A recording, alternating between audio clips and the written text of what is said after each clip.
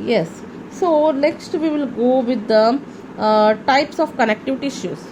Okay. So next we'll go with the types of connective tissues. The first one is the loose connective tissue, or it is also known as areolar connective tissue. Okay, this is the most general of all the connective tissues, general one. As described earlier, here the matrix is described as semi-solid with many fibroblasts, okay, mast cells, fat cells, macrophages, okay, and they are widely separated by elastic and collagen fibers. Elastic and collagen fibers, there you can see, everything has been mentioned. Elastic fibers, collagen fibers, so they are being separated with each other with the help of this elastic and collagen fibers. Okay, and these are found every part of the body, providing elasticity and tensile strength. So these are found in every parts of our body. Okay, so providing the body elasticity, movement. Okay, so how our body is stretching and everything, the strength to our body. Okay, it connects and supports other tissues.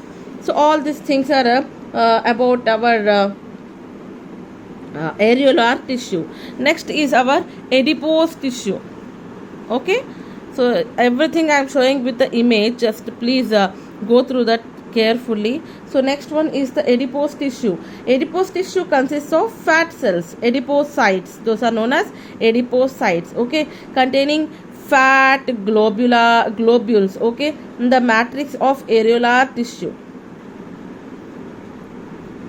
So areolar, as we said, they are widely present, right? So same here also, air spaces areolar loosely connected, but they are having fat globule like structures. Okay, they are of two types, that is white adipose tissue and brown adipose tissue. This is again of two types, containing white adipose tissue and brown adipose tissue. White adipose tissue makes up about 20 to 25% of our body. It has been well nourished. Okay, so it contains about 20 to 25% of our body, and it is well nourished. It is found supporting our kidneys, eyes, okay, muscle fibers, skin, okay, and also acts as a thermal regulator, body temperature, right? Okay, thermal insulator, it also acts as that. Whereas brown adipose tissue is present in the newborns. This is not present in the adults. Which one? Brown. Whereas white adipose tissue is present in adults. Or okay, this brown adipose tissue is present only in the newborns. Okay, and it is more extensive capillary network than white adipose tissue. This network is there, no? When compared to white, it is having more intensive, or what we say, intrinsic type of more complicated capillary network. Okay, next, when brown tissue is metabolized, it produces less energy. Okay, okay, and contributing to the maintenance of body temperature. Hope you understood. When brown tissue is been metabolized, it produces less energy and produces more heat. Okay, and other than fat, okay, produces more heat, contributing to the maintenance of our body temperature. This is considered only in the case of what we say newborn children. Okay, next coming to our dense connective tissue. Okay, next is the dense connective tissue. This tissue is made up of mainly closely packed bundles of collagen fibers. You can see, right? They are closely packed collagen fibers. Okay, with very less matrix, only small places can be seen. Here you can see so much of spaces. Here also you can see, but in this dense connective tissue, very less matrix is present, and they are mainly made up of bundles of collagen fibers. Okay, and also have fibrosis or fibroblasts, we can say.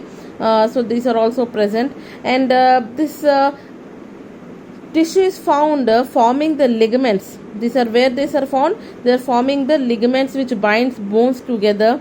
Okay, as an outer protective layer for bones, like known as periosteum, right? Next, as an outer protective covering of some organs like kidneys, lymph nodes, brain. Okay, so all those things we can see. Next is the in the dense now which one I have told you is known as the fibrous dense connective tissue. Okay, fibrous dense connective tissue. In this again we have the elastic tissue. We don't have the exact what we say diagrams for that. So anyways, I will just explain that. If I get the diagram, I will let you know. So elastic tissue is also a form of dense connective tissue.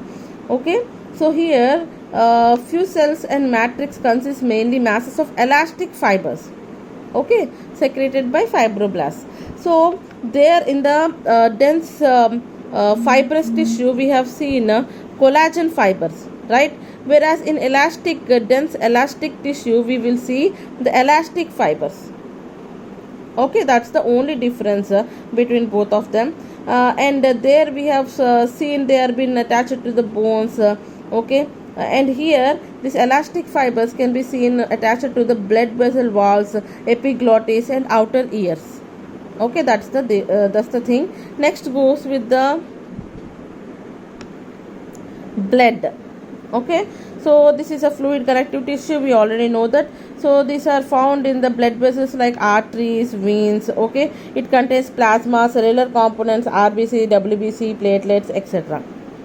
So these can be seen inside that. And also lymphoid tissue can be seen inside the lymph, right. It contains white blood cells, okay, monocytes, lymphocytes, all those things. So that is about the blood and lymph. Next also we have seen the areolar, adipose, okay, and dense tissues. In dense we have seen the fibrous dense tissue and the what we say elastic dense tissue. Okay, next is the cartilages.